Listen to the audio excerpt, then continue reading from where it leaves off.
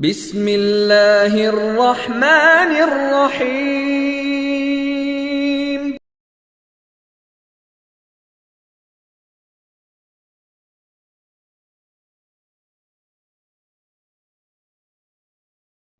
السلام علیکم ورحمۃ اللہ وبرکاتہ۔ الحمدللہ وکفا وسلام علی عبادہ الذین اصطفیٰ، اما بعد۔ حضرات و خواتین، آپ تمام لوگوں کا ہمارے اس پروگرام میں استقبال ہے۔ آج ہم جس موضوع کو لے کر آپ کے سامنے حاضر ہوئے ہیں وہ موضوع ہے اگر مدارس اور مساجد نہ ہوتے۔ اگر مساجد اور مدارس نہ ہوتے تو کیا ہوتا؟ اگر مساجد اور مدارس کا وجود نہ ہوتا تو یہ دنیا کیسی رہتی؟ اس دنیا کے لوگ کیسے رہتے ہیں اور مسلمان کیسے رہتے ہیں؟ سب سے پہلے میں اللہ تبارک و تعالیٰ کی حمد و ثنا کرتا ہوں، اس کی تعریف کرتا ہوں کہ اللہ تبارک و تعالیٰ نے اس دنیا کو مساجد اور مدارس عطا فرمائے۔ یہ وہ قلعہ ہے جس کے ذریعے سے اللہ تبارک و تعالیٰ نے پوری کے پوری انسانیت کے حفاظت کا کام کیا۔ اللہ رب العالمین کا جتنا بھی شکر ادا کریں یہ شکر ہمیشہ ہمیشہ کم رہے گا۔ اب ہم اپنے اصل موضوع پر آتے ہیں۔ جیسا کہ میں نے آپ کو بتایا کہ مساجد اور مدارس یہ کیا ہے، ان کی کیا اہمیت ہے اسلام کے اندر، اور اللہ رب العالمین نے اس کے ذریعے سے کیسا کیسا کام لیا ہے، وہ ہمیں سمجھنے کی ضرورت ہے۔ پہلی بات تو آپ یہ سمجھ لیں کہ مدارس کے ذریعے سے اللہ رب العالمین نے جو کام لیے ہیں اس کام کو آپ کو سمجھنا پڑے گا۔ مساجد کے ذریعے سے اللہ رب العالمین نے جو کام لیے ہیں اس کام کو بھی آپ کو سمجھنا پڑے گا۔ جب تک ہم اور آپ یہ بات نہیں سمجھیں گے، مطالعہ نہیں کریں گے، اسٹڈی نہیں کریں گے کہ اللہ رب العالمین نے مساجد اور مدارس کے ساتھ کیسا کیسا کام لیا ہے، مدارس اور مساجد سے اللہ رب العالمین نے کیسا کیسا کام لیا ہے، جب تک ہم اور آپ نہیں جانیں گے تب تک یہ بات آپ سمجھ جائیے کہ ہمیں یہ سمجھ میں آنے والی نہیں ہے۔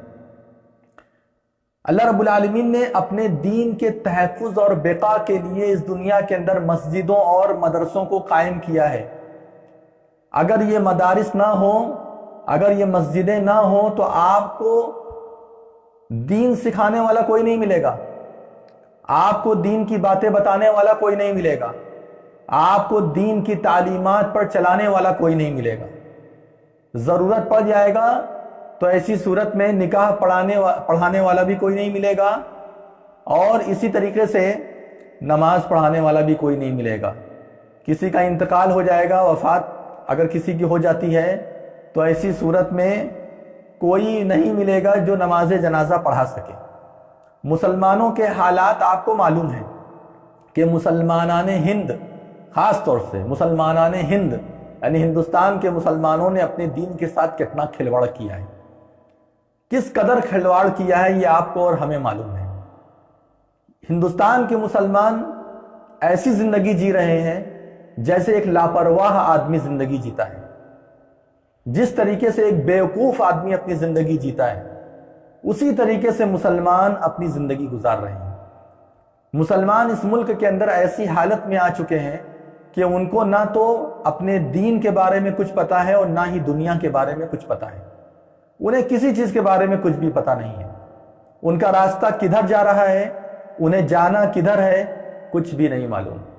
ان کی رہنمائی کرنے والا کوئی نہیں ہے، اور جو ان کی رہنمائی کر رہا ہے اس کو یہ لوگ اپنا دشمن سمجھتے ہیں۔ غیر تو ہم لوگوں کو دشمن سمجھتے ہی تھے، غیر تو مدرسوں کو، مسجدوں کو ایک تنگ نظر سے دیکھتے ہی تھے۔ افسوس اس بات کا ہے کہ مسلمان بھی اس چیز میں آگے ہیں۔ مسلمانوں نے بھی اپنے مدرسوں کو کہیں کا نہیں چھوڑا، اپنی مسجدوں کو کہیں کا نہیں چھوڑا۔ آج جب کہ لاک ڈاؤن کا زمانہ ہے، آج جبکہ ہر آدمی اپنے گھروں کے اندر قید ہے، جماعت سے نماز پڑھنا چاہ رہا ہے، لیکن اس کے باوجود جماعت سے نماز پڑھنے کے لیے مسجد میں اجازت نہیں دی جا رہی ہے۔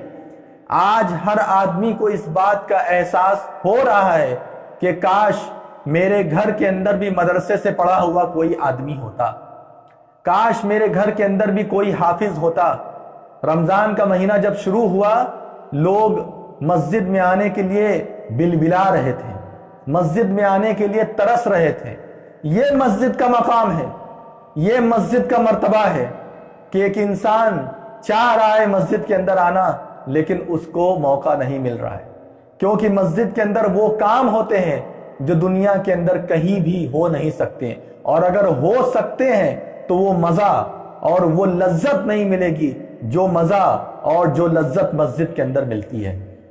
وہ تراویح کا شوق، وہ نماز با جماعت، وہ شب قدر لیلۃ القدر کے مزے، عبادت کی چاشنیاں، وہ لوگوں کا جھنڈ، جمع غفیر، لوگوں کی بڑی بڑی تعداد جو کہ مسجد کو منور کرتے تھے، جو کہ مسجد میں چار چاند لگا دیتے تھے، سب کچھ ندارد ہے۔ گھر کے اندر چاہ کر کے بھی لوگ ویسی تراویح نہیں پڑھ پا رہے ہیں جیسی تراویح مسجد کے اندر پڑھتے تھے۔ آج وہ لوگ ترس رہے ہیں جن گھروں کے اندر کوئی حافظ نہیں ہے، آج وہ ترس رہے ہیں کاش کہ میرے گھر کے اندر انجینئر کے ساتھ ساتھ، میرے گھر کے اندر ڈاکٹر کے ساتھ ساتھ، میرے گھر کے اندر بڑے بڑے بزنس مین کے ساتھ ساتھ ایک حافظ ہو جاتا، کاش میرے گھر کے اندر کوئی ایک عالم رہتا، تو آج وہ حافظ، وہ عالم مجھے درس دیتا، مجھے نماز پڑھاتا، ہمارے گھروں کی تربیت کرتا، تراویح پڑھاتا، آدھا آدھا ایک ایک پارہ پڑھاتا، اور ہم لوگ اس سے لطف اندوز ہوتے۔ یہ مسجدوں کا کردار ہے جس کو ہم لوگوں نے نہیں سمجھا۔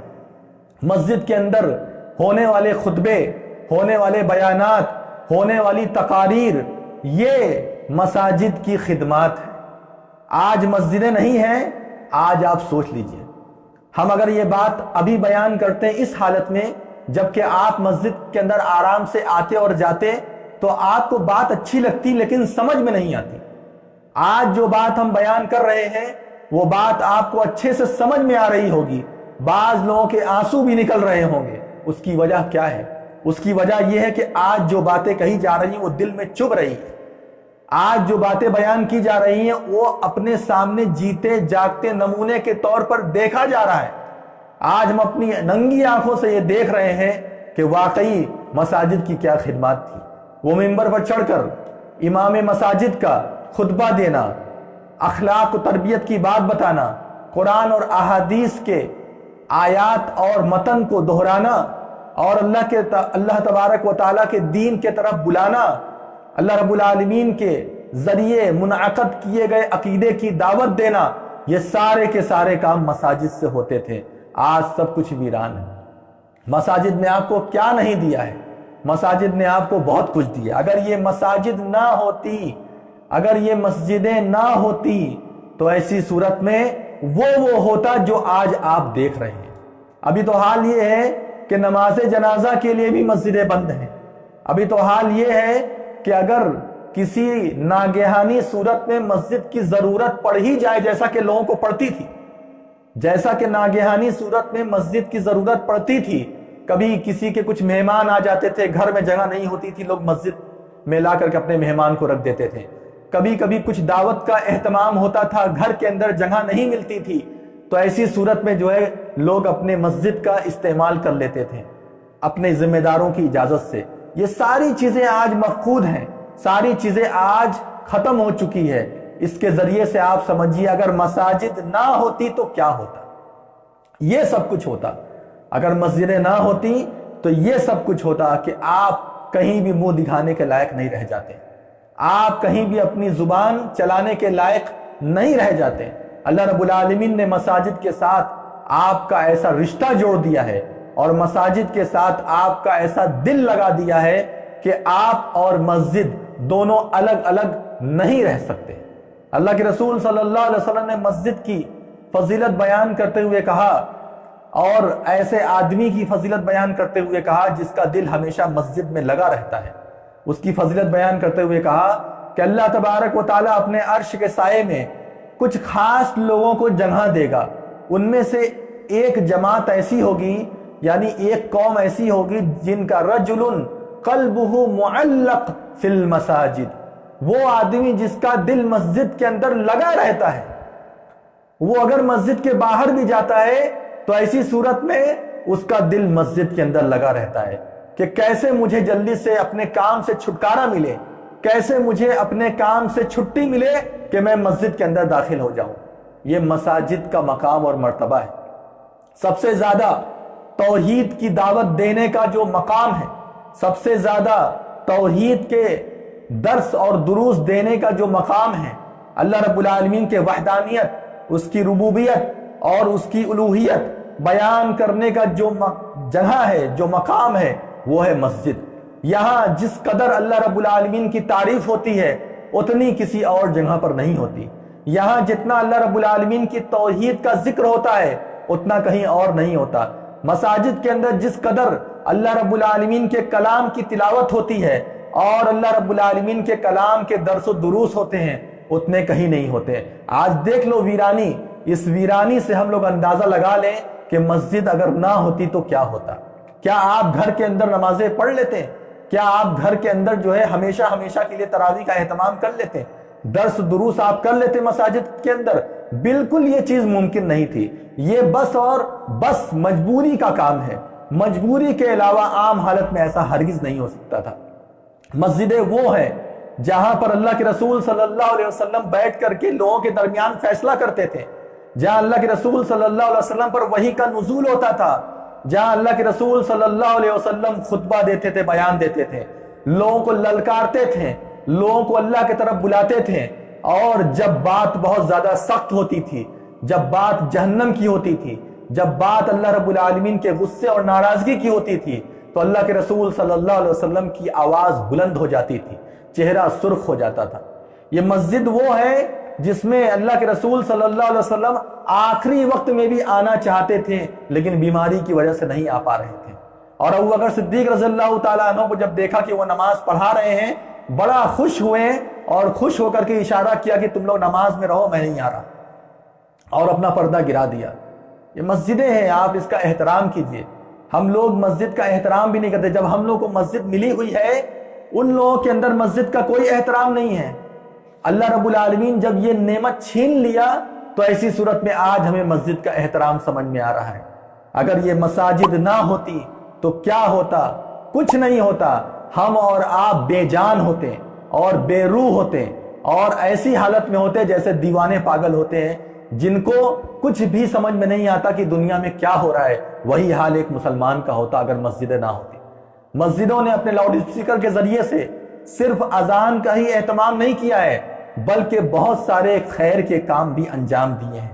بہت اچھے کام بھی اپنے لاؤڈ اسپیکر کے ذریعے سے انجام دیے ہیں. اور ایسی بھی تاریخ ہے جنہوں نے لکھا ہے، جنہوں نے گنوایا ہے کہ مسجد کے لاؤڈ اسپیکر سے بڑے بہترین اور خیر کے کام ہوئے ہیں.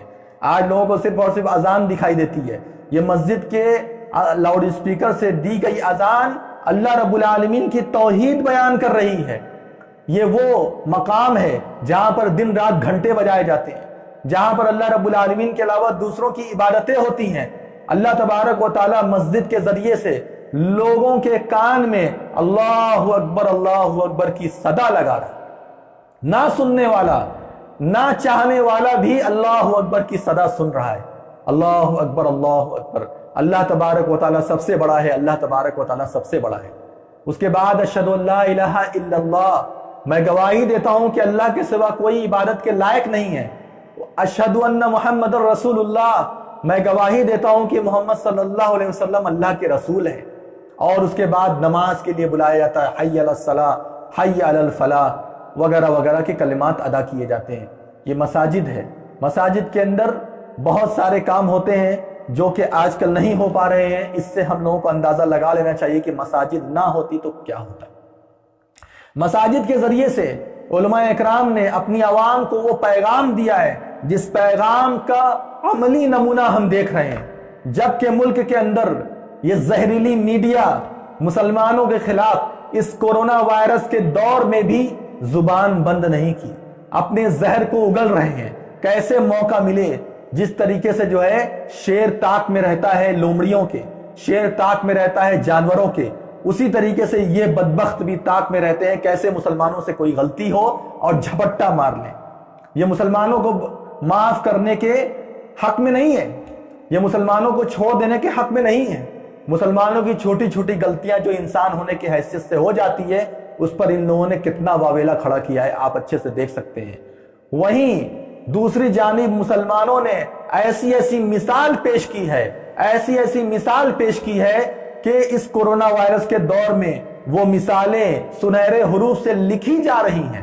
یہ مسلمانوں کو کہاں سے تعلیم ملی، کہاں سے تعلیم ملی مسلمانوں کو کہ جب تمہارے خلاف زہر اگلا جا رہا ہو، تمہارے سبزی بیچنے والوں کو مارا پیٹا جا رہا ہو، اور تمہارے اوپر بلا وجہ خراب مقدمے دائر کیے جا رہے ہیں، خطرناک ایکٹ لگا کر کے تمہارے پر مقدمے دائر کیے جا رہے ہیں، اس کے باوجود مسلمانوں کو یہ کون درس دے رہا ہے کہ جا کر کے مسافروں کی خبرگیری کرو، جا کر کے بھوکے کو کھلاؤ، جا کر کے ننگوں کو پہناؤ؟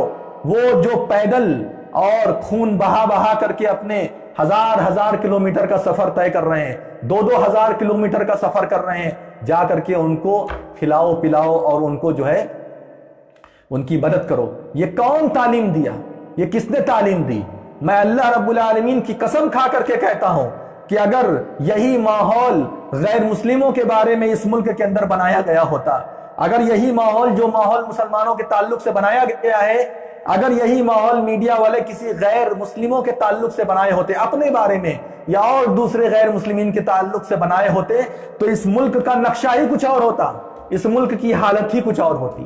وہ دکھا رہے کہ ہمارے اندر کتنی انسانیت ہے، وہ اپنی انسانیت دکھا دیتے۔ ذری سی بات پر واویلا کرنے والے، ذری سی بات پر راستہ جام کرنے والے، ذری سی بات پر دنگا فساد کرنے والے، وہ آپ کو آپ کی اوقات دکھا دیتے ہیں۔ یہ مسجد کی برکت ہے، یہ مسجد نہ ہوتی نا تو شاید آج مسلمان بھی اسی راستے پر چلتا، آج مسلمان بھی اسی راستے پر چلتا۔ یہ مسلمان سیدھے سادے مسلمان، اپنے کام سے مطلب رکھنے والے مسلمان، کبھی اپنے حق کے لیے نہ لڑنے والے مسلمان، کبھی حکومت سے اپنا حق بھی نہیں مانگتے ہیں، یہ سچے پکے اور اسی طریقے سے معصوم مسلمان، اپنے کام سے مطلب رکھنے والے مسلمان، ان کی ذرا تاریخ دیکھو اور ان کے اعمال دیکھو۔ ان کی تاریخ اور ان کے اعمال کا ذمہ دار کون ہے؟ ان کی تاریخ اور ان کے اعمال کا ذمہ دار یہی مساجدیں ہیں۔ ان مسجدوں کے ذریعے سے ان لوگوں نے درس حاصل کیا اور یہاں سے درس سیکھ کر کے گئے ہیں کہ دیکھو، اپنے پڑوسی کو بھوکا نہیں رکھنا۔ وہ مسلمان سب سے برا مسلمان ہے جو خود تو پیٹ بھر کر کے کھاتا ہے لیکن اپنے پڑوسی تک کا خیال نہیں کرتا۔ ہم وہ مسلمان ہیں۔ اور جا کر کے دیکھو پورے ماحول کے اندر، پورے مارکیٹ کے اندر دیکھو، جا کر کے میدانوں میں دیکھو، سڑکوں پر دیکھو، اور جا کر کے کمپیئر کر لو، جا کر کے موازنہ کر لو۔ سب سے زیادہ اگر خدمت خلق میں سب سے زیادہ آگے اگر کوئی ہے تو وہ مسلمان۔ کسی نے کہا یہ کیسی قوم ہے گالیاں سنتی ہے، یہ کیسی قوم ہے جو ذلیل اور رسوا ہوتی ہے، یہ کیسی قوم ہے جو تھپڑ کھاتی ہے، موب لنچنگ میں اپنی جان کو قربان کر دیتی ہے، یہ کیسی قوم ہے جس کے خلاف جو ہے پورا ماحول بنا دیا گیا ہے، لیکن یہ کیسی قوم ہے اتنا سب کچھ ہونے کے باوجود نیکی کمانے کا ذرہ برابر بھی موقع نہیں چھوڑتی۔ یہ کیسی قوم ہے؟ اس کو بس نیکی کمانے کا موقع ملنا چاہیے، کہاں سے اس کو نیکی کمانے کا موقع مل جائے اور یہ اس میں لگ جاتی ہے۔ ہیں بہت سارے گینگسٹر، ہیں بہت سارے گنڈا موالی، ہیں بہت سارے روڈی، جا کر کے ذرا حال دیکھو۔ ابھی کل یو پی کے اندر جو ہے ایک حادثہ ہوا، بالکل کیمرے کے سامنے ایک بڑی گن سے، بڑی بندوق سے سامنے ایک آدمی کو قتل کر دیا، ساری دنیا دیکھ رہی ہے۔ یہ مسلمانوں کی تعلیمات نہیں ہے، یہ تمہاری تعلیمات ہے۔ کہاں سے ملی ہم اس کے بارے میں نہیں جانتے، لیکن ہاں ہم یہ ذمہ داری کے ساتھ کہہ سکتے ہیں کہ مسلمانوں کی تعلیمات مسجدوں سے ملتی ہے، اور مسلمانوں نے خود بھی اپنے آپ کو انسان بنایا ہے اور ساری دنیا کو انسان بنانے کی ذمہ داری لیے بنا رہے ہیں۔ جب مسلمانوں کے ساتھ کوئی برا سلوک ہوتا ہے تب ہو سکتا ہے کہ بدلے کی وجہ سے کوئی مسلمان غلط قدم اٹھا لے، ہو سکتا ہے۔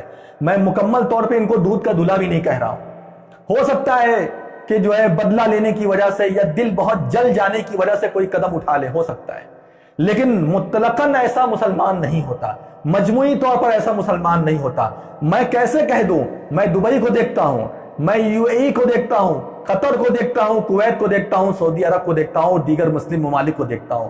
کویت سے ایک ہندو بھائی نے جو ہے ٹویٹر پر لکھ کر کے بھیجا، یہاں 50% سے زیادہ انفیکٹڈ انڈین ہیں۔ کویت کے اندر 50% سے زیادہ کورونا وائرس انفیکٹڈ انڈین ہے، ہندوستان کے ہیں، لیکن آج تک یہاں کے رہنے والے، چاہے حکومتی سطح کے ہوں چاہے غیر حکومتی سطح کے ہوں، ان لوگوں نے ایک بار بھی ہم لوگوں کو تانا نہیں دیا، ان لوگوں نے ایک بار بھی ہم لوگوں کی مدد کرنے میں پیچھے نہیں ہٹے، ہم لوگوں کو پوری مدد فراہم کی، اور ہائی لیول کی جو یہاں کی ہیلتھ سسٹم ہے، ہائی لیول کا جو ہیلتھ سسٹم ہے، اس سے ہم لوگوں کو مدد کر رہے ہیں۔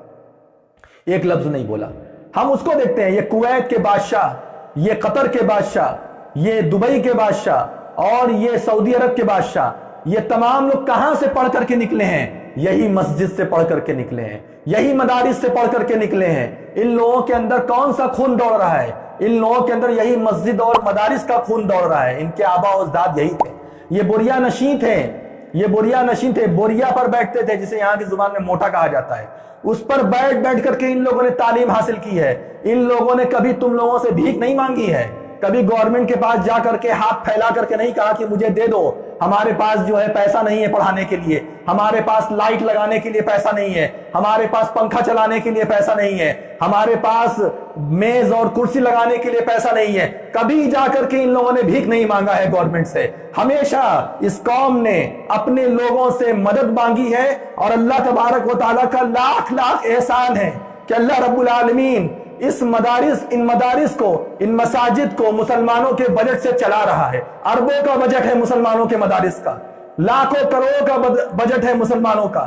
مدارس کا اور مساجد کا، لیکن کبھی تم لوگوں کے آگے ہاتھ پھیلانے کے لیے نہیں جاتے ہیں۔ خود بھی کھا رہے ہیں اور اپنی قوم کو بھی کھلا رہے ہیں اللہ تبارک و تعالیٰ کے فضل سے۔ ہم کبھی تمہارے سامنے بھیک مانگنے نہیں جاتے، ہمیں تمہاری سبسڈی کا انتظار نہیں رہتا ہے، ہمیں تمہاری جو ہے ان رعایتوں کا انتظار نہیں رہتا ہے جو تم صدقات و خیرات میں ہماری جھولی میں ڈال دیتے ہو، ہمیں اس کا کوئی انتظار نہیں رہتا۔ ہمیں انتظار رہتا ہے تو صرف اور صرف اللہ رب العالمین کی مرضی کا۔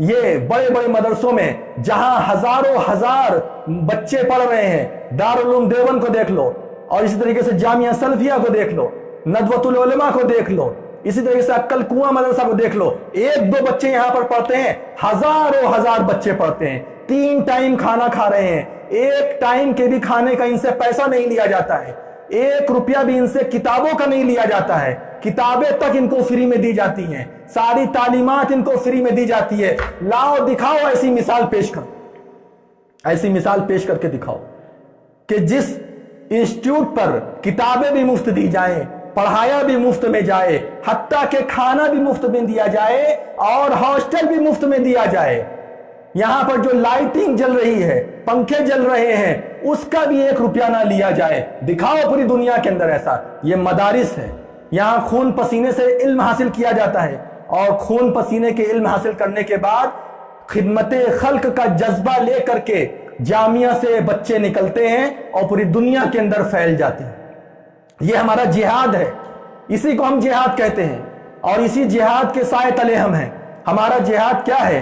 ہمارا جہاد یہی ہے کہ ننگے بھوکوں کو کھلایا جائے، پہنایا جائے۔ ہمارا جہاد یہی ہے کہ ناحق جو بولے گا اس پر ہم زبان کھولیں گے، ہم سرنڈر نہیں کرتے ہیں، ہم اپنی جان قربان کر دیتے ہیں۔ ہمارا جہاد یہ ہے، ہم ناحق کسی کے اوپر ہاتھ نہیں اٹھاتے، ہم ناحق کسی کے ساتھ ظلم و زیادتی نہیں کرتے۔ یہ کوئی کرتا ہوگا، ہمارے یہاں اس کی کوئی تعلیم نہیں دی جاتی ہے۔ ہمارا جہاد کیا ہے؟ ہمارا جہاد یہ ہے کہ جو بچے پڑھنے کے لائق ہیں، پڑھنا چاہتے ہیں، ان کو کوئی راستہ نہیں مل رہا ہے، ہم ان کو پڑھانے کے لیے قدم بڑھاتے ہیں۔ ہم لوگ 1 روپیہ بھی نہیں لیتے ہیں، 1 آنا بھی نہیں لیتے ہیں زائد کسی سے۔ ایک مولانا، ایک مولوی اگر کسی کا ٹیوشن پڑھانے کے لیے جاتا ہے 200 300 اور بعض تو ایسے ہیں جو 150 روپے میں کام کر رہے ہیں، لیکن کبھی منہ نہیں کھولتے ہیں کسی کے سامنے۔ یہ اللہ رب العالمین نے برکت دی ہے مدرسوں کے اندر۔ یہاں سے نکلنے والے لوگ آپ کو سب سے زیادہ صابر ملیں گے، ذرا بتا دو آج کے دور میں 5,000 6,000 8,000 کی تنخواہ میں کون اپنا گھر چلا لے گا؟ ذرا بتا دو۔ آپ لوگ کے پاس تو 2-2 لاکھ مہینہ آتا ہے، وہ بھی کم پڑ جاتا ہے۔ آپ لوگ کے پاس تو 5-5 10-10 لاکھ مہینہ آتا ہے، وہ بھی کم پڑ جاتا ہے۔ اور یہاں اللہ رب العالمین نے مدرسوں کی برکت سے طلباء اکرام کو ایسا ہنر دیا ہے، ایسا صبر دیا ہے، ایسی عاجزی دی ہے، اور ایسی انکساری دی ہے، ایسی قناعت دی ہے کہ اللہ رب العالمین کے رحم و کرم سے جو ان کو ملتا ہے اسی پر صبر کر کے اپنی زندگی گزار دیتے ہیں، کبھی کسی شکوہ شکایت بھی کرنے کے لیے نہیں جاتے۔ میرے بھائیوں، میرے دوستوں، یہ مدرسے یہ دین کا قلعہ ہے۔ یہاں پر بچوں کو قرآن اور احادیث کی تعلیم دی جاتی ہے۔ یہ میں جو آج آپ کے سامنے بیٹھ کر کے بیان کر رہا ہوں، کس چیز کی برکت ہے؟ کہاں سے ہم نے علم حاصل کیا؟ اپنے گھر بیٹھ کر کے تو اتنا اچھا علم حاصل نہیں کر پاتے۔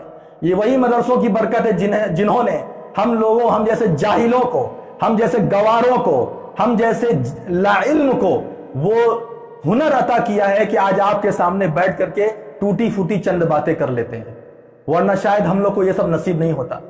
آج ہمارا درس سینکڑوں لوگ سن رہے ہیں، اس کی وجہ کیا ہے؟ یہ کہاں سے ہمیں ملا ہے؟ یہ ہمارا کچھ نہیں ہے، یہ اللہ رب العالمین کے حکم سے اور مدرسوں کی برکت سے ہمیں عطا ہوا ہے۔ اگر یہ مدرسے اپنا کردار ادا نہ کرتے تو شاید ہم آپ کے سامنے زبان بھی نہ ہلا پاتے، آپ کے سامنے ایک لفظ بول بھی نہ پاتے۔ یہ مدرسے وہ ہیں۔ مدرسے میں تعلیم کے دوران بڑی پریشانیوں کا سامنا کرنا پڑتا ہے۔ ہمارے ملک کے اندر خاص طور سے مدرسوں کے طلبہ بہت زیادہ تکلیف کی زندگی گزارتے ہیں۔ یہاں کے بچے کے چونکہ بجٹ کم ہوتا ہے، اسی میں سب کو پالنا ہے، پوسنا ہے، سارا کام دیکھنا ہے، اس لیے ایسی صورت میں کبھی کبھی کھانا اچھا نہیں رہتا، سوکھا کھانا ہوتا ہے۔ ہم لوگ بہت آرام سے اپنے گھروں کے اندر اچھے پکوان کھاتے ہیں، لیکن ہم لوگ کبھی اس بارے میں نہیں سوچتے ہیں کہ مدرسے کے بچے کیسے کھاتے ہیں۔ فٹا کپڑا پہن کر کے اور قاعۃ العلم کے اندر بیٹھے رہتے ہیں، جہاں علم حاصل کیا جاتا ہے، غرفہ کے اندر، کمرے کے اندر، یا اسی طریقے سے فصل کے اندر یعنی کلاس روم کے اندر بیٹھے رہتے ہیں، جن کی گنجیاں، جن کی بنیائن پھٹی ہوئی ہوتی ہے، ان کے پاس اتنا پیسہ نہیں ہوتا کہ ایک بنیائن پہن سکے۔ آپ جا کر کے مدرسوں کی حالت کو دیکھیے کہ مدرسے کے بچے کتنی زیادہ پریشانی کے عالم میں علم حاصل کرتے ہیں۔ ذرا ان کے کپڑے پر نظر کر لیجئے، ان کی ٹوپیوں پر نظر کر لیجئے، اور اس کے ساتھ ساتھ ان کے اوپر بہت بڑی ذمہ داری ہوتی ہے اپنے گھر کا پیٹ پالنا، اپنے گھر کا خیال کرنا۔ ماں باپ کی اگر ذمہ داری ہے تو اور بڑا مسئلہ، بھائی بہن کی ذمہ داری ہے تو اور بڑا مسئلہ۔ ان تمام چیزوں کے باوجود اللہ رب العالمین اپنے دین کا کام لے رہا ہے۔ علامہ اقبال نے مدارس کے بارے میں کہا تھا، جب پوری دنیا کا سفر کر لیا تو سفر کرنے کے بعد جب آئے اپنے گھر پر تو وہاں کے لوگوں سے ملنے کے بعد کہا کہ دیکھو ان مدرسوں کو مت چھیڑنا، ان بوریا نشیں کو مت چھیڑنا، یہ بوریا نشیں ہیں، ان کو مت چھیڑنا۔ اگر ان کو چھیڑو گے اور ان کے ساتھ بدتمیزی کرو گے اور ان کی مخالفت کرو گے تو ایسی صورت میں یہ جان لینا کہ تم لوگوں کا وہی حشر ہوگا جو اندلس کے اندر، جو اسپین کے اندر ہوا ہے، جو گرناطہ کے اندر ہوا ہے، اور جو روس نے کیا ہے، وہی حال تم لوگوں کا ہوگا۔ یہی وہ لوگ ہیں جو بڑی بڑی چٹانوں سے لڑ جائیں گے۔ یہ مدارس کے بچے جو علماء بنتے ہیں، عالم بنتے ہیں، یہی وہ لوگ ہیں جو بڑی بڑی حکومتوں کو ہلا سکتے ہیں۔ انگریزوں کو کس نے ہلایا؟ مجھے جواب دیجئے۔ انگریزوں کے خلاف بغاوت کا بگل کس نے کھولا؟ عام لوگوں نے کھولا؟ عام لوگوں نے نہیں کھولا، علماء اکرام نے کھولا۔ جب علماء اکرام کو لگا کہ یہاں سے حکومت بالکل ختم ہو چکی ہے اور انگریزوں کی حکومت آ گئی ہے، اب انگریزوں کی حکومت مسلمانوں کے اوپر ظلم و ستم کا پہاڑ توڑنا شروع کر دیا ہے، ان لوگوں نے اپنا کام کرنا شروع کر دیا۔ اور جب متفق طور پر پورے علماء اکرام نے اتفاق رائے سے یہ فتویٰ جاری کر دیا کہ انگریزوں کے خلاف جہاد کرنا فرض ہے، سب سے پہلے علماء اکرام کی بڑی بڑی تعداد میدان جہاد میں نکل گئی، اور کئی کلومیٹر تک پائے جانے والے درخت، ان درختوں کی جو ہے لکڑیاں ختم ہو گئی، ان درختوں کی لکڑیاں ختم ہو گئی سولی بنانے کے لیے۔ پھانسی پر کے فندے پر ان درختوں پر پھانسی کے فندے بنائے گئے اور اسی پر ان کو لٹکا دیا گیا۔ لوگ گزرتے تھے، ایک درخت کے بعد دوسرا درخت تو دیکھتے ہی تھے، لیکن ایک درخت پر لاش ٹنگی ہوئی ہے، دوسرے درخت پر ایک لاش ٹنگی ہوئی ہے، اور آگے بڑھتے تھے، تیسرا درخت، وہاں پر بھی ایک لاش ٹنگی ہوئی ہے۔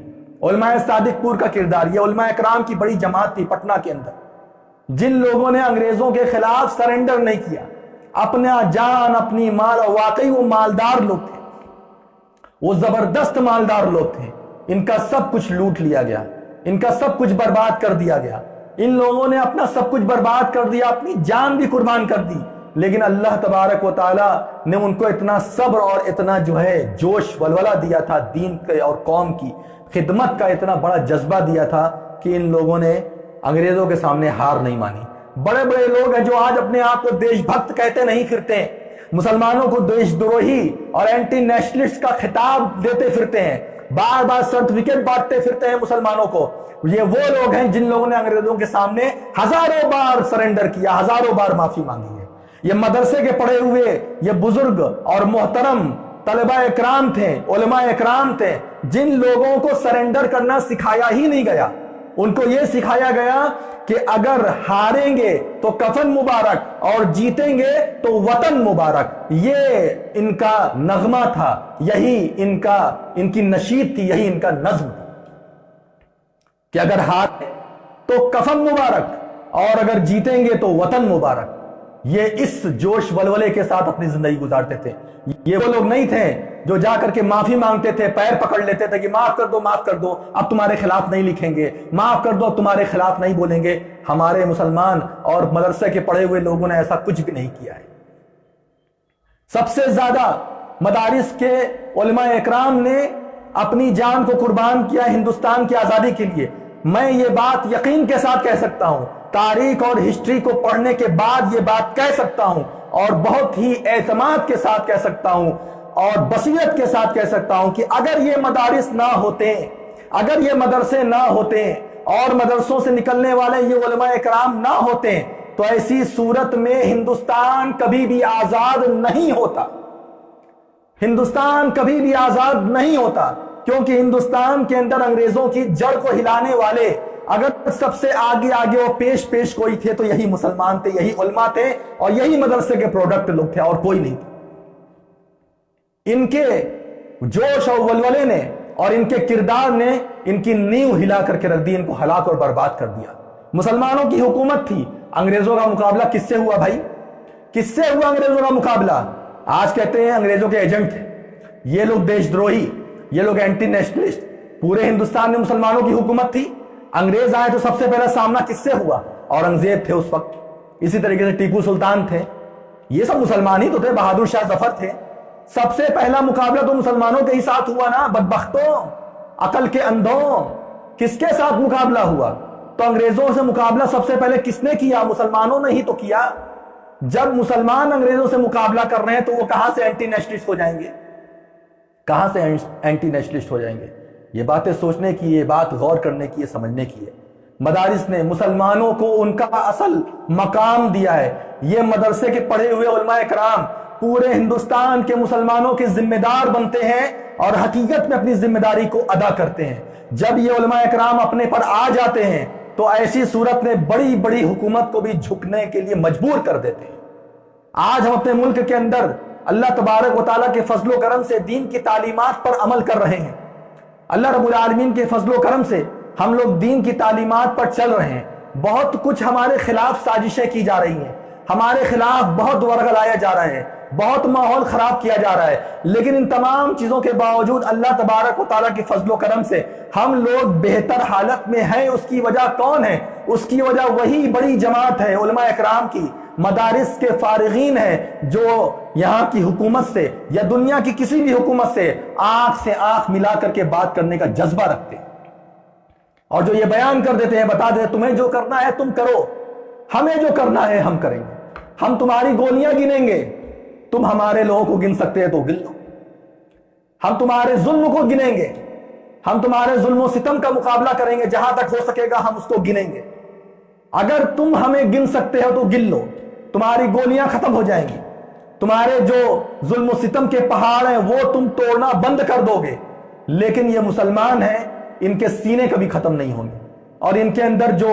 جوش ولولہ ہے انصاف قائم کرنے کا، امن سکون قائم کرنے کا کہ ہندو بھی خوش رہے، مسلمان بھی خوش رہے، عیسائی بھی خوش رہیں، سکھ بھی خوش رہیں، سب مل کر کے اس ملک کو ڈیولپ کریں، اس کام پر ہمیشہ ہمیشہ گامزن تھے، گامزن ہیں، اور انشاءاللہ العزیز اللہ تبارک و تعالیٰ کے فضل و کرم سے اس کی مدد سے گامزن رہیں گے، اور بڑی سے بڑی جماعت آئے گی ہمیں برباد کرنے کے لیے، انشاءاللہ وہ خود برباد ہو جائے گی، ہم برباد نہیں ہوتے، ہم برباد نہیں ہوتے۔ کیوں ہم برباد نہیں ہوتے؟ اس لیے ہم برباد نہیں ہوتے کیونکہ ہم نے مدرسوں سے تعلیم حاصل کی ہے، ہم نے اللہ رب العالمین کو اپنا مربی مانا ہے، ہم نے اللہ رب العالمین کو اپنا ولی مانا ہے، ہم نے اللہ رب العالمین پر یقین اور توکل کیا ہے، اور جب ہم اپنے رب پر توکل کرتے ہیں، اپنے رب پر یقین کرتے ہیں، اور سب کچھ اللہ رب العالمین کا سمجھتے ہیں، اور یہ کہتے ہیں کہ انا للہ و انا الیہ راجعون، کہ ہم اللہ ہی کے لیے ہیں اور اللہ ہی کی طرف لوٹ کر کے جائیں گے، جب ہم یہ بات کہتے ہیں اس کے بعد ہمیں کچھ بھی نہیں سمجھ میں آتا، بس ہمیں اللہ رب العالمین کی رضا سمجھ میں آتی ہے، اس کی خوشنودی سمجھ میں آتی ہے، باقی ہمیں کچھ بھی سمجھ میں نہیں آتا۔ میرے بھائیوں، میرے دوستوں، مدرسوں کا بہت بڑا رول ہے، مدرسوں کی بہت بڑی خدمات ہے۔ یہ مسلمان جب پکڑے جا رہے تھے جگہ جگہ سے، اور مسلمانوں کو غلط غلط مقدمے میں پھنسایا جا رہا تھا، 20 سال 15 سال جیلوں کے اندر رکھے جا رہے تھے، کون اٹھا ان لوگوں کے لیے؟ یہ مدرسوں کے ہی فارغین تھے، یہ مدرسوں کے اندر پڑھایا گیا رحمت اور نرمیت کا درس جو ہمارے خون کے اندر ہے، جو ہماری رگوں کے اندر ہے، وہی اس چیز پر ہمیں آمادہ کیا کہ مسلمانوں کی مدد کرنی چاہیے۔ سینکڑوں ایسے مسلمان جو ملک کے الگ الگ حصے میں ناجائز طریقے سے قید میں رکھے گئے تھے، ظلمن قید میں رکھے گئے تھے، اور بڑی بڑی دھاراؤں کے تحت ان کے اوپر مقدمے دائر کیے گئے تھے، اللہ رب العالمین کے فضل و کرم سے سینکڑوں مسلمانوں کو رہائی نصیب ہوئی ہے، رہا کیا گیا ہے ان لوگوں کی مدد سے، علماء اکرام کی مدد سے۔ الگ الگ مدرسے کے لوگوں نے الگ الگ کردار ادا کیا ہے، اور اللہ رب العالمین کا فضل و کرم دیکھو آج اللہ تبارک و تعالیٰ نے کتنا ہم لوگوں کو کامیابی عطا فرمائی ہے۔ یہ CA پر جب چل رہا تھا، کون اس میں آگے آگے پیش تھا؟ یہی مدرسوں سے پڑھے ہوئے بچے، مکتب کے بچے، مدرسوں کے بچے، جن لوگوں نے علم حاصل کیا اور دیکھا کہ نہیں، اس بل کے اندر بڑا ظلم ہے، صرف مسلمانوں کے ساتھ نہیں بلکہ پوری انسانیت کے ساتھ، پورے ہندوستان کے عوام کے ساتھ بہت بڑا ظلم ہے، جو آج نہیں 10 سال 5 سال کے بعد دنیا کے سامنے آئے گا۔ یہ اس ظلم کے خلاف کھڑے ہو گئے، ان کے خلاف کچھ بھی کارروائی کی گئی لیکن انہوں نے اس پر غور نہیں کیا۔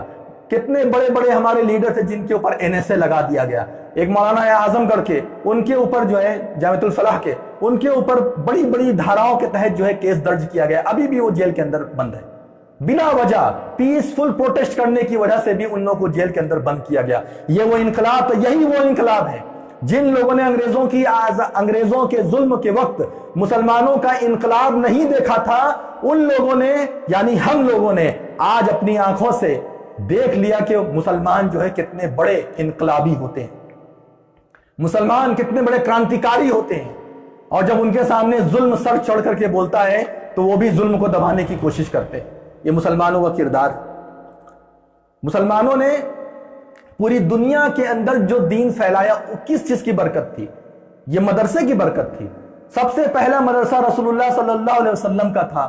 اللہ کے رسول صلی اللہ علیہ وسلم کے گھر کے بازو میں، گھر کے بغل میں ایک چبوترا تھا، اسے صفہ کہا جاتا تھا، اور وہاں پر جو لوگ رہتے تھے انہیں اصحاب الصفہ کہا جاتا تھا۔ تو صفہ ایک ایسا پتھر تھا جہاں پر غریب، نادار اور پڑھنے اور سیکھنے والے صحابہ اکرام رہتے تھے۔ وہاں پر حضرت ابو ہریرہ رضی اللہ تعالیٰ عنہ، حضرت انس بن مالک رضی اللہ تعالیٰ عنہ، اور اسی طریقے سے حضرت عبداللہ بن عباس رضی اللہ عنہما، ابی بن کعب رضی اللہ عنہ، اور تمیم داری رضی اللہ تعالیٰ عنہ۔ یہ وہ بڑے بڑے صحابہ تھے جنہوں نے قرآن اور حدیث کا علم ازبر کیا، اپنے سینے میں اور اپنے دل میں محفوظ کر لیا، اور اس کے بعد دنیا میں پھر گئے، دنیا میں گھوم گئے، اور پوری دنیا کے لوگوں کو اس مدرسے سے حاصل شدہ علم کا پرچار کیا، اس مدرسے سے حاصل شدہ علم کو پھیلایا، حتیٰ کہ علم بصرہ تک پہنچ گیا، حتیٰ کہ علم کوفہ تک پہنچ گیا، حتیٰ کہ علم عراق تک پہنچ گیا، یہاں تک ہو گیا کہ علم جو ہے دنیا کے گوشے گوشے میں پہنچ گیا۔ دشت تو دشت ہے، دریا بھی نہ چھوڑے ہم نے، بحر ظلمات میں دوڑا دیے گھوڑے ہم نے۔ یہ وہ صحابہ اکرام تھے جو رسول اللہ صلی اللہ علیہ وسلم کے مدرسے سے پڑھ کر کے نکلے تھے۔ تابعین اکرام کا مدرسہ، حضرت سعید بن مسیب رحمہ اللہ جو کہ عظیم تابعی مانے جاتے ہیں، ان کا مدرسہ کتنا مشہور مدرسہ، کتنے بڑے بڑے لوگ وہاں سے پڑھ کر کے نکلے ہیں، جو اپنے وقت کے امام گزرے ہیں، جنہوں نے اپنے وقت میں اپنے لوگوں کے سامنے اپنے علم کا لوہا منوایا، اور اپنے علم کے ذریعے سے، اپنے یقین کے ذریعے سے، اللہ رب العالمین پر توکل کے ذریعے سے پوری دنیا کے گوشے گوشے میں اسلام کو پہنچا دیا۔ یہ اللہ کے رسول صلی اللہ علیہ وسلم کے مدرسے سے نکلی ہوئی آواز تھی۔ اس کے بعد پوری دنیا کے اندر جگہ جگہ ہم دیکھتے ہیں کہ مدرسے موجود ہیں۔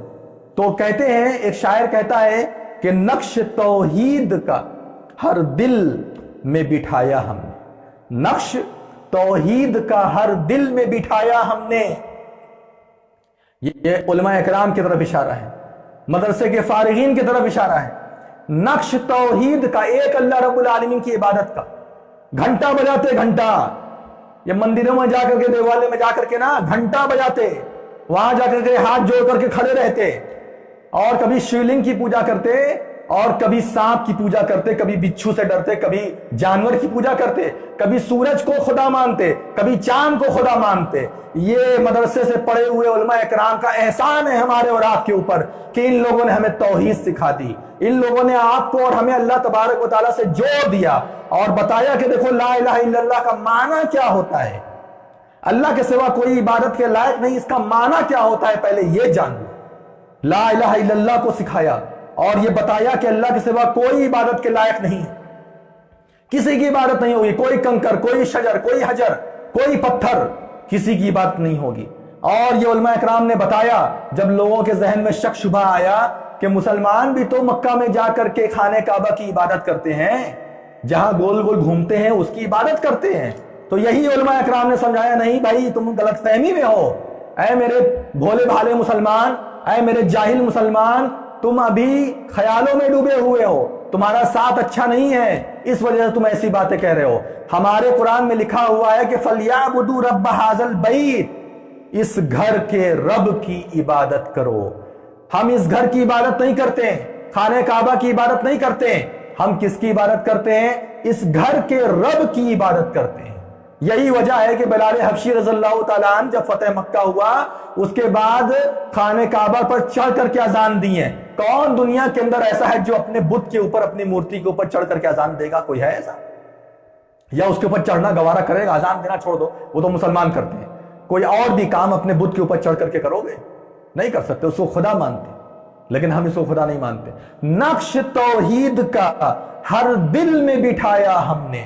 جب جب ہم نے دیکھا کہ مسلمان یہاں بھٹک رہے ہیں، جب جب ہم نے دیکھا کہ مسلمان کا راستہ گڑبڑا رہا ہے، جب جب ہم نے دیکھا مسلمان شرک کے راستے کی طرف جا رہے ہیں، مسلمان سنت کا راستہ چھوڑ کر کے بدعت کے راستے کی طرف جا رہے ہیں، مسلمان نیکیوں کا راستہ چھوڑ کر کے گمراہی کے راستے پر جا رہے ہیں، گناہ کے راستے کی طرف جا رہے ہیں، یہ علماء اکرام اور مدارس کے فارغین ہی تھے جن لوگوں نے قدم قدم پر اس امت کی رہنمائی کی، جن علماء اکرام نے قدم قدم پر اس امت کو بتایا کہ دیکھو یہ راستہ غلط ہے، اس راستے کی طرف مت جاؤ، یہ راستہ تمہارا راستہ نہیں ہے، یہ راستہ غیروں کا راستہ ہے، تمہارا راستہ یہ۔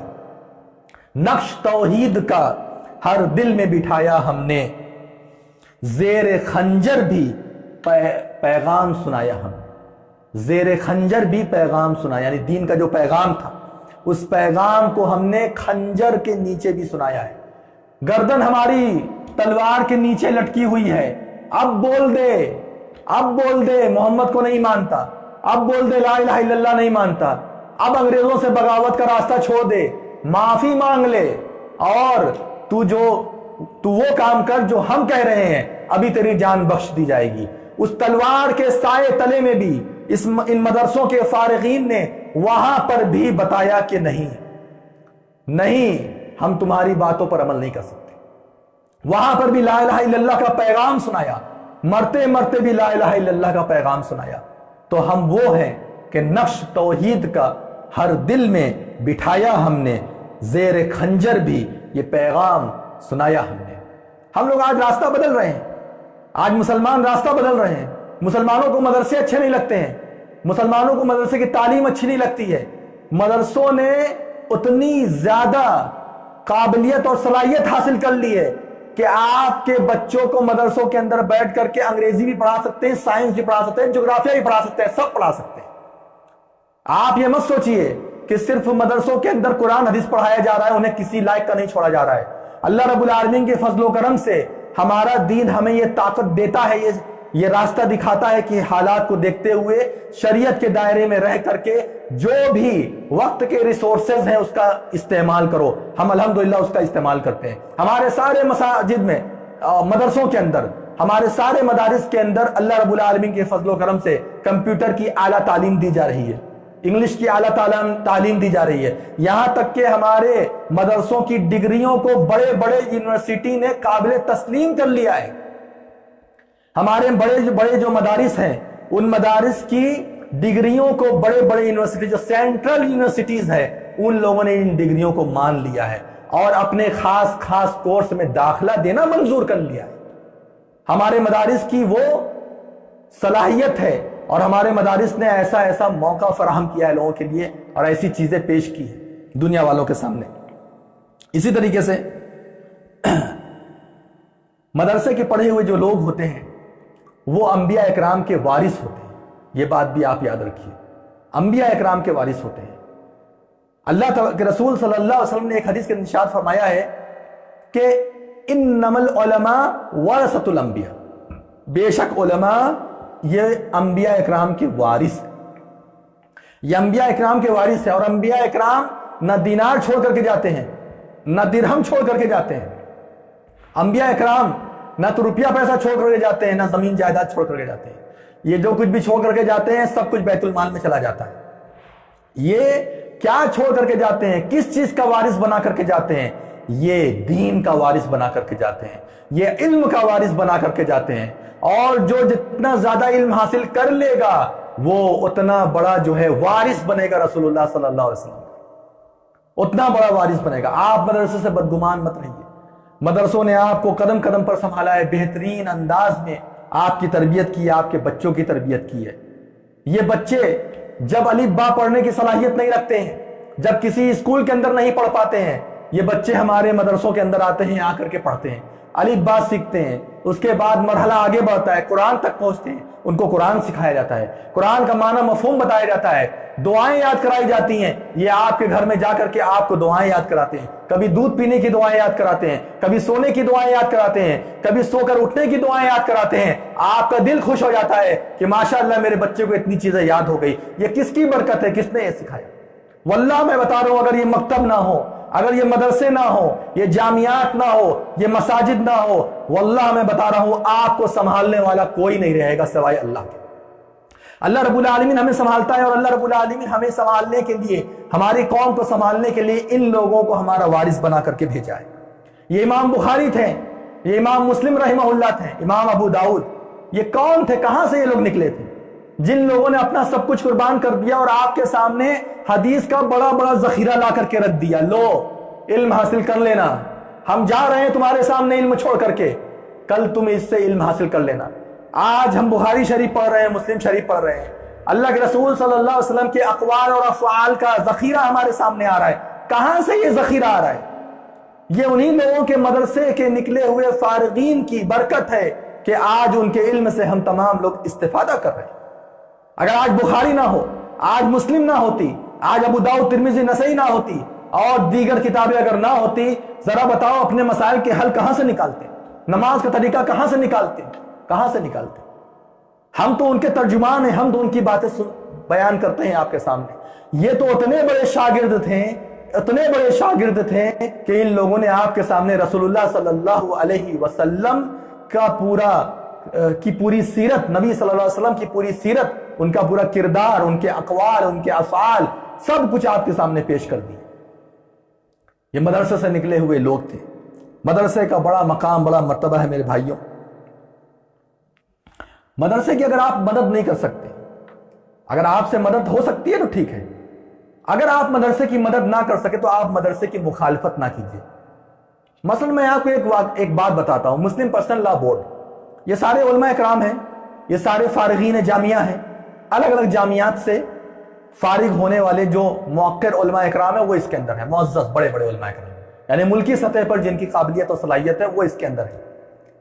یہ وہ لوگ ہیں جب بھی حکومت کوئی بڑا کام کرتی ہے، بڑی سازش رچتی ہے مسلمانوں کے خلاف، یہ لوگ اپنی آواز کو بلند کرتے ہیں. بڑے بڑے موقع پر ان لوگوں نے مسلمانوں کو بڑے بڑے شر سے بچایا ہے, بڑے بڑے شر سے بچایا. یہ اور بات ہے کہ اس وقت کی جو حکومت ہے وہ آپ کے سامنے کتنا بڑا ظلم کرنے پر آمادہ ہے وہ ہم اور آپ جانتے ہیں. اس کے باوجود ان لوگوں نے اپنے قدم کو نہیں کھسکایا, پھر بھی بولتے ہیں, جہاں تک ہو سکتا ہے وہاں تک بولتے ہیں. بابری مسجد کا قضیہ تھا, بابری مسجد ہم لوگ علماء کرام کے خلاف بولتے تھے, مدرسوں کے خلاف بولتے تھے, ان کو گالیاں دیتے ہیں, یہ کسی لائق نہیں ہے, ان کے اندر کچھ نہیں ہے. آپ ذرا سوچئے, آخری حد تک بابری مسجد کے قضیے تک یہ لوگ گئے, ریپیٹیشن بھی داخل کیا, جہاں جہاں ہو سکا. اگر یہ نہ کرتے پہلے ہی مصالحت کر لیتے, پہلے ہی اگر صلح کر لیتے, جیسا کہ صلح کیا ہونے والا تھا وہ بھی ہمارے آپ کے سامنے آ چکا تھا کہ کس بات کی صلح یہ لوگ کروا رہے تھے. اگر یہ علماء کرام, یہ فارغین جامعہ, اگر یہ لوگ صلح کر لیتے تو یہی قوم, یہی عوام ان کو گالیاں دیتی اور کہتی کہ دیکھو قوم کا سودا کر لیا. لیکن اللہ رب العالمین جو ہے جزائے خیر عطا فرمائے علماء اکرام کو, ان فارغین جامعات کو, کہ ان لوگوں نے ذرہ برابر بھی قوم کے لیے سودا نہیں کیا, اپنے سر کو نہیں جھکایا, آخری حد تک لڑتے گئے لڑتے گئے لڑتے گئے, جہاں تک ان کے لیے راستہ تھا وہاں تک لڑتے گئے. بھلے کامیابی نصیب نہیں ہوئی, بھلے اللہ رب العالمین کی مرضی کچھ اور تھی, لیکن ان تمام چیزوں کے باوجود آخری حد تک لڑے یا نہیں لڑے. یہ کس کی لڑائی تھی؟ یہ یا کسی عالم کی ایک لڑائی تھی؟ یہ ہمارے قوم کی لڑائی تھی, یہ مسئلہ ہماری قوم کا تھا. لیکن اس کے باوجود آخری وقت تک لڑنے کے لیے گئے یا نہیں گئے. یہ علماء اکرام کا کردار ہے, یہ فارغین جامعات کا کردار ہے. یہ اپنے نفس کو فروش نہیں کرتے ہیں, یہ ضمیر فروش نہیں ہوتے. وہ اللہ ماشاءاللہ کچھ ہوتے ہیں جو ضمیر فروش ہوتے ہیں, ان کی کوئی ویلیو نہیں ہے اسلام کے اندر. لیکن یہ لوگ ضمیر فروش نہیں ہوتے ہیں, یہ لوگ اللہ رب العالمین کے دین کے مبلغ اور داعی ہوتے ہیں, اللہ رب العالمین کے دین کو پھیلانے والے ہوتے ہیں. آپ ذرا بتائیے, آپ کو کوئی مسئلہ پھنستا ہے, آپ کس کے پاس جاتے ہیں؟ معتبر عالم کے پاس جاتے ہیں. جو فارغین جامعہ ہیں آپ ان کے پاس جاتے ہیں. اور فارغین جامعہ کہاں سے آپ کو جواب دیتا ہے؟ وہی مدرسے کے اندر بیٹھ کر کے جو اس نے علم حاصل کیا ہے اسی راہ سے آپ کو بتاتا ہے. تو یہ تمام چیزیں تھیں. آپ مدارس کا احترام کیجئے, مدرسے کا احترام کیجئے. یہ لوگ اگر نہ ہو, مساجد اگر نہ ہو, مساجد کے نمازی اگر نہ ہو, مدارس نہ ہو, مدارس کے فارغین نہ ہو, تو ایسی صورت میں یاد رکھیے آپ کا کوئی یار اور مددگار نہیں ہوگا. آپ بے یار و مددگار پڑے ہوں گے, کوئی آپ کو پوچھنے والا نہیں ہوگا. یہ مدارس اور مساجد کی وہ خدمات ہے. مولانا ابوالکلام آزاد کو دیکھیے, اسی طریقے سے اور دیگر علماء کرام کو دیکھیے. ان لوگوں نے بھی علم مدرسے سے حاصل کیا تھا, لیکن یہ علم حاصل کرنے کے بعد ملک کے آزادی میں انہوں نے حصہ لیا اور بڑا بڑا کام کیا. اور جو معزز علماء کرام ہیں, بڑے بڑے علماء کرام, ان کی خدمات سے آپ تمام لوگوں کو اس کا اندازہ ہو جانا چاہیے. ہم تمام لوگ کیا کرتے ہیں, اس راستے کو چھوڑنا چاہتے ہیں, مدارس کے راستے کو چھوڑنا چاہتے ہیں, اور اس راستے کو چھوڑ کر کے نئی نئی شمع لانا چاہتے ہیں. ایک شاعر نے کہا ہے کہ مغربی مکتبوں کی نئی روشنی تیری تاریکیوں کا ازالہ نہیں. مغربی مکتبوں کی نئی روشنی تیری تاریکیوں کا ازالہ نہیں. مطلب کیا ہے اس کا؟ مغربی مکتب جو ہے, ادھر کے اس جگہ کے لوگ اور اس جگہ کی ثقافت اور اس جگہ سے جو کچھ بھی آپ سیکھ رہے ہیں, وہ تمہاری تاریکیوں کو اجالے میں نہیں بدلے گا. وہ تمہاری تاریکیوں کو اجالے میں نہیں بدلے گا. اگر تمہیں اجالا چاہیے تو کیا کرنا ہے؟ تاک دل میں اجالا اگر چاہیے تو پرانے چراغوں سے ہی پیار کر. پرانے چراغوں سے پیار کرو. جس راستے پر ہمارے علماء اکرام پرانے زمانے سے چلتے چلے آ رہے ہیں, ان کے راستے پر چلیں. جب ان کے راستے پر چلیں گے تو آپ کو بہتر راستہ ملے گا. انہی کے نقش قدم پر چل کر آپ جو ہے اپنے دین کو بچا سکتے ہیں. آپ اور ہمیں اپنے دین کو محفوظ رکھنا ہے, اور سب سے بڑا مسئلہ ہمارے ساتھ دین کا ہے. جب ہم تمام لوگ دین کو بہتر انداز میں پیش کریں گے تبھی ہم جو ہے محفوظ رہ سکتے ہیں. ہماری حفاظت, ہماری حفظ و بقا دین کے ساتھ ہے. دین ہی ہمارا سب کچھ ہے. یہ مساجد و مدارس کے کچھ معاملے تھے جو ہم نے آپ کے سامنے بیان کیا ہے. کچھ ان کے کردار تھے. ٹوٹی پھوٹی زبان ہے ہماری, جو کچھ بھی اللہ رب العالمین نے ٹوٹی پھوٹی صلاحیت دی ہے وہ آپ کے سامنے ہم نے رکھنے کی کوشش کی ہے. اللہ رب العالمین سے ہم دعا کرتے ہیں, اللہ رب العالمین, اللہ تبارک و تعالیٰ تو مدارس کی حفاظت فرما, اللہ رب العالمین تو مساجد کی حفاظت فرما، اللہ تبارک و تعالیٰ مدارس کے فارغین کی حفاظت فرما، اللہ رب العالمین تو مساجد کے مصلیوں کی حفاظت فرما، اللہ تبارک و تعالیٰ تو ہم تمام مسلمانوں کی جان مال عزت آبرو کی حفاظت فرما، اللہ تبارک و تعالیٰ ہم تمام لوگ بڑے ہی گنہگار ہیں، بڑے ہی سیاہکار ہیں، بڑے خطاکار ہیں، جو بھی ہے اللہ رب العالمین تیرے بندے ہیں، تجھ سے ہی امید رکھتے ہیں، تجھ سے ہی ہمیں آس ہے، اللہ تبارک و تعالیٰ تو ہمیں نا امید نہ کر، اللہ رب العالمین تو ہمیں مقبولین میں شامل کر لے، اللہ تبارک و تعالیٰ ان لوگوں میں ہمیں شامل کر لے جن لوگوں کو تو نے آج کی رات میں معاف کر دیا ہے، اللہ تبارک و تعالیٰ ہم تمام لوگوں کو مقبولین میں شامل کر لے جن کی عبادتوں کو تو نے قبول کر لیا ہے، جن کے روزے کو، جن کے قیام کو اور جن کی دیگر عبادات کو تو نے قبول کر لیا ہے، اللہ تبارک و تعالیٰ اپنے فضل و کرم سے ہمیں اس میں شامل کر دے، ہم تمام لوگوں کو اس میں شامل کر دے، اللہ رب العالمین ہم تمام لوگوں کو ہدایت پر گامزن رکھ، اللہ رب العالمین جو لوگ بھی ہمارے ساتھ برائی کرنا چاہتے ہیں، اللہ رب العالمین جو بھی مسلم قوم کے ساتھ، مسلمانوں کے ساتھ برائی کا معاملہ کرنا چاہتے ہیں، ان کو ہلاک و برباد کرنا چاہتے ہیں اور ان کی زندگی کے ساتھ کھیلنا چاہتے ہیں، اللہ تبارک و تعالیٰ تو ان تمام لوگوں کے لیے کافی ہو جائے، اللہ تبارک و تعالیٰ ان تمام لوگوں کو نامراد کر دے، اللہ رب العالمین جو ہمارے دین کے ساتھ کھلواڑ کرے، اللہ تبارک و تعالیٰ جو ہمارے مسلمانوں کے ساتھ کھلواڑ کرے، جو ہماری مسجدوں کے ساتھ، ہمارے مدرسوں کے ساتھ کھلواڑ کرے، اور اسی طریقے سے ہمارے علماء کرام اور دیگر بڑے بڑے معزز ہستیوں کے خلاف سازش کرے، اللہ رب العالمین تو ان کے لیے کافی ہو جا، اللہ رب العالمین اگر ان کے مقدر میں ہدایت ہے تو ان کو ہدایت عطا فرما، اور اگر ان کے مقدر میں ہدایت نہیں ہے تو انہیں ہلاک و برباد کر دے،